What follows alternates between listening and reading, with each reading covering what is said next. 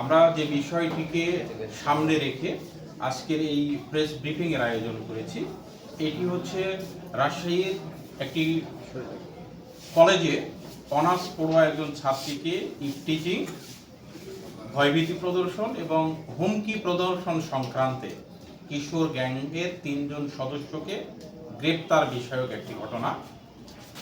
গত ২ আগস্ট রাজশাহীর বোয়ালিয়া থানার কালু মিস্ত্রির মোড় এলাকায় কয়েকজন কিশোর গ্যাংয়ের সদস্য, তারা বাইরে থেকে পড়তে আসা যে ছাত্রী আছে তাদেরকে বিভিন্নভাবে হয়রানি করে, তাদেরকে হুমকি প্রদর্শন করে, তাদেরকে ইফটিজিং করে।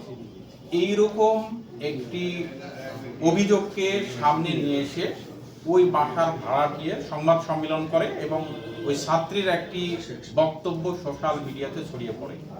বিষয়টি রাজশাহী মেট্রোপলিটন পুলিশের ঊর্ধ্বতন কর্তৃপক্ষের নজরে আসলে রাজশাহী মেট্রোপলিটনের সম্মানিত পুলিশ কমিশনার জনাব মোহাম্মদ ফয়জুল কবির স্যার এটি তৎক্ষণাৎ এই রাজশাহী মেট্রোপলিটন পুলিশের যারা ঊর্ধ্বতন কর্মকর্তা তাদেরকে নির্দেশ দেন কয়েকটি টিম গঠন করে এই কিশোর গ্যাংদেরকে দ্রুততম সময়ের মধ্যে গ্রেপ্তার করতে। স্যারের নির্দেশে মাত্র 1 ঘন্টার মধ্যে 3 জন কিশোর গ্যাংয়ের সদস্য বান্টি হাসান, রিয়াজন এবং তাসিন লাবিবকে পুলিশ গ্রেপ্তার করতে সক্ষম হয়।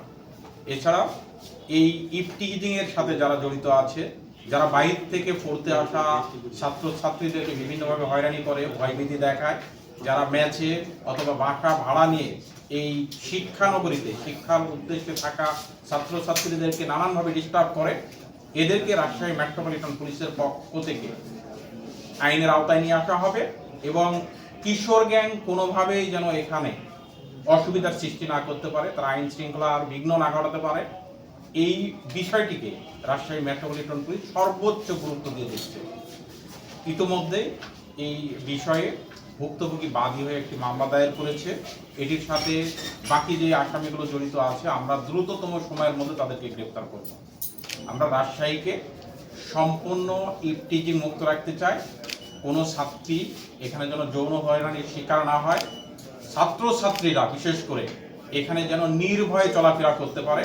আমরা এরকম একটি সুন্দর পরিবেশ এই রাজশাহীতে বিরাজমান রাখতে চাই। আপনাদের যদি এই সংক্রান্তে কোনো প্রশ্ন থাকে আপনারা করতে পারেন। আমার প্রশ্ন হলো যে আজকে যারা আটক হয়েছে, আমি থানার গেট দিয়ে ঢুকতে লেগেই আমাকে 2টা যুবক ধরে বললো যে ভাই। পুলিশ কমিশনার স্যার যোগদানের পরে আপনারা ইতিমধ্যেই দেখেছেন আমরা রাজপাড়া থানায় কিশোর গ্যাংয়ের সদস্যদের গ্রেপ্তার করেছি, আমরা শাহমুদ্দিন থানায় কিশোর গ্যাংয়ের সদস্যদের গ্রেপ্তার করেছি, আমরা চন্দ্রিমা থানায় কিশোর গ্যাংয়ের সদস্যদের গ্রেপ্তার করেছি।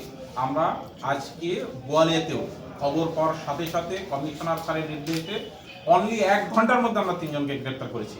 অর্থাৎ আপনারা বুঝতে পারছেন যে কিশোর অপরাধী যারা, এই ক্ষেত্রে রাজশাহী মেট্রোপলিটন পুলিশ কতটা জিরো টলারেন্স নীতি অনুসরণ করছে, আমাদের এই অভিযানগুলোই কিন্তু তার প্রমাণ।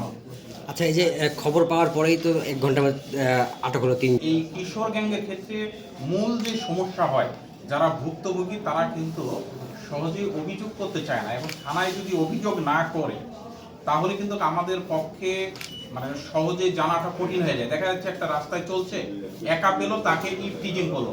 এখন ভুক্তভোগী যদি আমাদের কাছে অভিযোগ না করে এই বিষয়টা কিন্তু আমাদের নজরে আসে না। যে কোনো পর্যায়ে, যে কোনোভাবে, যে কোনো ওয়েতে আমাদের কাছে তথ্যগুলো আসার সাথে সাথে আমরা এটাকে সিরিয়াসলি নিই এবং আমরা কিন্তু আইনগত ব্যবস্থা গ্রহণ করছি। অর্থাৎ আমাদের যে স্ট্যান্ড এটি হচ্ছে আমাদের কিশোররা যেন কোনোভাবে অপরাধের সাথে জড়িয়ে না পড়ে, তারা যেন নষ্ট না হয়ে যায়, কারণ তারা আমাদের ভবিষ্যৎ। কিশোররা যদি ভালো পথে থাকে, তারা যদি ভালো কাজ করে, তারা কিন্তু দেশের জন্য সম্পদে পরিণত হবে।